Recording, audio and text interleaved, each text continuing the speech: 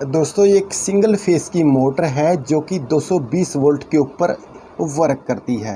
तो ये automatic start है, लेकिन किसी वजह से इसकी स्टार्टिंग में प्रॉब्लम आ चुकी है। तो इस प्रॉब्लम को हम दूर करेंगे और साथ आपको दिखाएंगे कैसे ये ऑटोमेटिक मोड पे वर्क करती है। अगर आपकी मोटर बंद हो जाती है किसी कारण से, तो आप उसको कैसे ऑटोमेटिक कर सकेंगे। इस वीडियो में टोटल आपको यही दिखाने वाले हैं। तो सबसे पहले अगर आप कोई भी मोटर को ऑटोमेटिक करना चाहते हैं तो उसके लिए कितनी वायर ज़रूरी है। तो ये इसमें 2 वायर येलो रंग की है, ये रनिंग है, ये स्टार्टिंग के लिए है, और दूसरी स्टार्टिंग की वायर ये है। यानी कि टोटल इसमें 4 वायर होना बहुत ज़रूरी है। तो इसके बाद आ जाते हैं हमारे पास ये है क्लच प्लेट। तो क्लच प्लेट पे भी हमने 2 वायर कसनी होती है। एक वायर ये है वाइट कलर की और दूसरी येलो कलर की। आप अपनी इच्छा से कोई सा भी कलर यहाँ पर यूज़ कर सकते हैं। इसके क्लच के 2 पॉइंट होते हैं, एक ये। लेकिन ये बीच में इसका जो मेन पॉइंट होता है, यहाँ से इसको आप देख लीजिए। तो ये देखिए ऐसे अब ये ऊपर उठा है, यानी कि ये दूर है, ये टच नहीं है।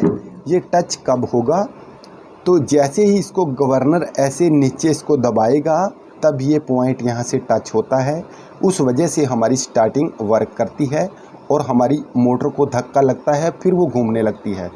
तो इसके साथ साथ ये हमारा इम्पोर्टेंट एक क्लच है। ये क्लच कैसे वर्क करता है ये यहाँ से देखिए।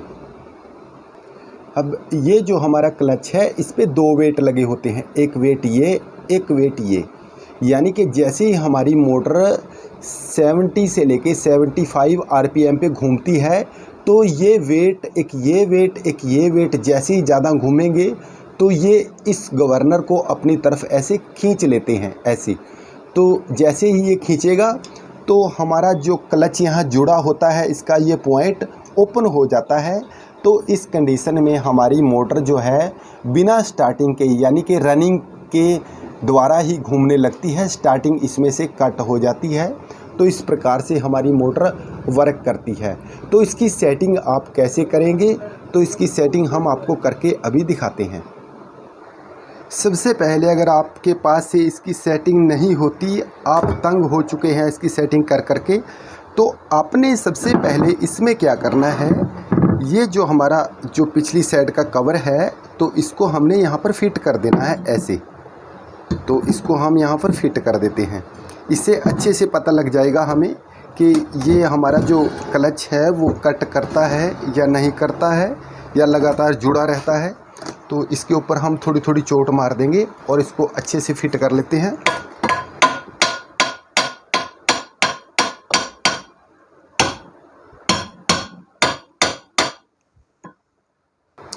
तो अब हमने इसके बैक कवर को पूरी तरह से फिट कर दिया है। ये हमारा क्लच है।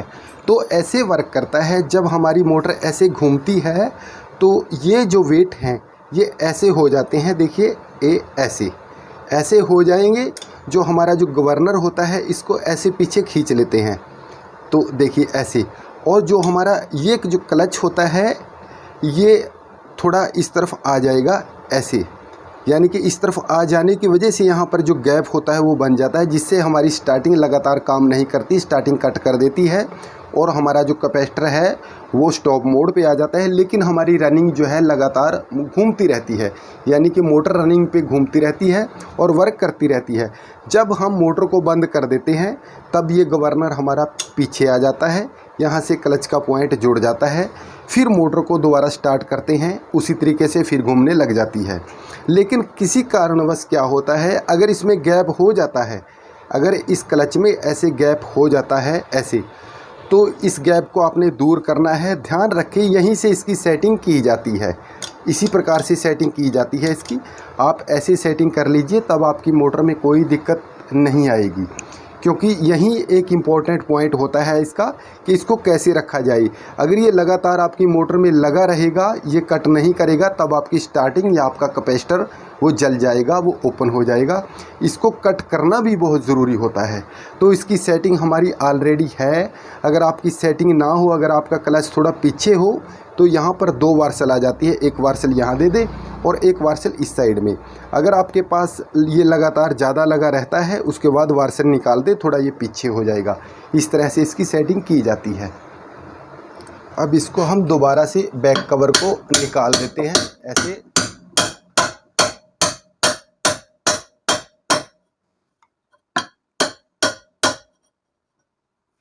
इस तरीके से हम इसको निकाल देते हैं।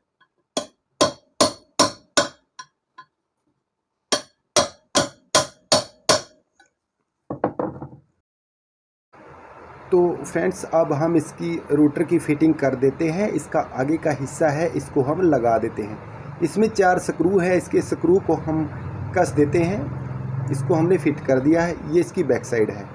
ये फ्रेंड्स हमारे पास क्लच प्लेट है, इसमें 2 वायर हमने कसी है, एक वाइट कलर की एक येलो कलर की। जो वाइट कलर की है इस वायर को हम थोड़ा काट देंगे। काटने के बाद इस सिरे को हम जो स्टार्टिंग है उसके साथ, स्टार्टिंग की जो वाइंडिंग है उसके साथ इसको हम जोड़ देते हैं, इसको कस देंगे यहाँ पर। तो कसने के बाद इस पर हम फाइनली स्लीव चढ़ा देंगे और इसको पक्का कर देंगे, क्योंकि इसको अब हमने दोबारा नहीं खोलना। तो इसको हमने कस दिया है, अब इस पर हमने स्लीव भी चढ़ा दी है। तो अब इसको हम अच्छी तरह से इस पर हम एक टाई लगा देते हैं ताकि ये दोबारा यहाँ से ना हिले। तो इसके बाद हमारी जो क्लच प्लेट की वायर बचती है येलो,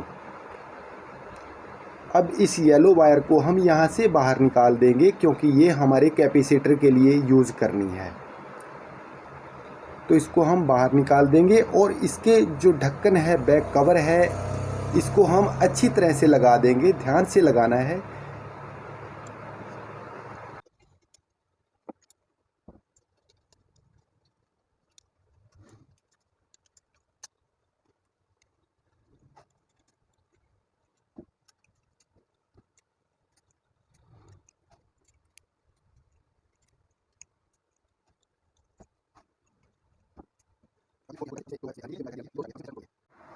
अब हमारी मोटर पूरी तरह से हमने इसको फिट कर दिया है। यहाँ पर 4 वायर टोटल हैं, इसमें 2 ये रनिंग के लिए है। ये इसकी स्टार्टिंग की वायर है वाइट कलर की, और येलो जो बचती है हमारी, ये येलो ये हमारे क्लच प्लेट से आई है।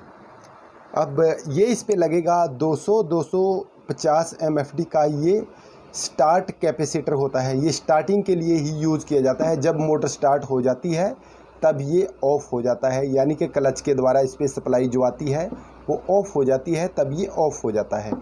तो अब इसकी वायरिंग जोड़ के आपको दिखा देते हैं मोटर प्रॉपर से कैसे वर्क करती है, कैसे उसमें कैपेसिटर जोड़ा जाता है। अब देखिए ये वायर है एक, ये वायर है एक, यानी कि ये हमारी रनिंग की है। इनमें से कोई सी भी एक आपने ले लेनी है, उसके साथ आपने ये स्टार्टिंग वाली वायर है इसको कनेक्ट कर देना है। यानी कि इस वायर को हम इसको जोड़ देते हैं इसके साथ, इसको जोड़ दिया ऐसे। अब ये हमारा कैपेसिटर है, इसकी एक वायर को हम ऐसे क्लच वाली वायर के साथ जोड़ देंगे ऐसे, और जो दूसरी वायर बचती है इसको हम, जो हमारी रनिंग की वायर थी मोटे वाली वायर, इसके साथ इसको हम लगा देंगे। तो अब ये मेरे पास है सप्लाई की लीड, ये मेंस है यहाँ, इसको मैं जोड़ देता हूँ ऐसे इसके साथ।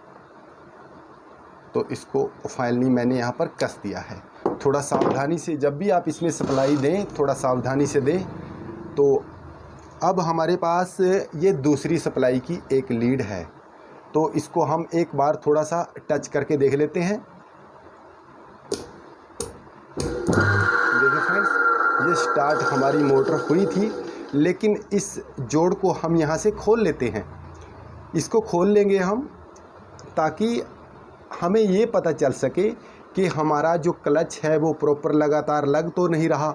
तो इसको हम यहाँ से थोड़ा सा ऐसे टच कर देंगे और फिर ऐसे इसको जोड़ देंगे। अब देखिए, यानी कि ये सही है। अब देखिए, अब दोबारा से इसको टच करेंगे, ऐसे टच करके रखेंगे। अब ये देखिए, अब इसका मतलब हमारी जो मोटर है बिल्कुल एकदम से सही है। जो हमारा क्लच है वो सही काम कर रहा है, यानी कि मोटर स्टार्ट होने के बाद इस वायर में जो है करंट है वो नहीं रहता है, यानी कि हमारा क्लच जो है पीछे हट जाता है, ऑफ हो जाता है। इसी प्रकार से आपने इसकी टेस्टिंग करनी है। तो फ्रेंड्स, आज की वीडियो में इतना ही, क्योंकि हमने बहुत अच्छे तरीके से आपको समझाया ताकि आपको अच्छी तरह से समझ में आ सके। तो वीडियो को लाइक ज़रूर कीजिएगा। चैनल में नए हैं, कुछ सीखना चाहते हैं तो चैनल को सब्सक्राइब ज़रूर कीजिएगा। वीडियो देखने के लिए धन्यवाद।